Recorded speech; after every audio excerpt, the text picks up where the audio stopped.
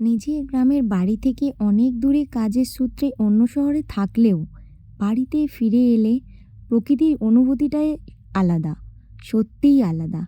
আজ এই ভিডিওটা বানাচ্ছি আমার বাড়ির প্রাকৃতিক সৌন্দর্যটা আবার নতুন করে তুলে ধরার জন্য তোমাদের কাছে।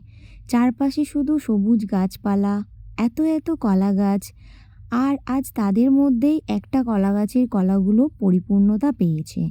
এই সবুজে ভরা পরিবেশটা যত্ন করে গড়ে তুলেছেন আমার মা। আজ তার অনুপস্থিতিতে আমাকেই কলার কাঁদি কাটতে হয়েছে।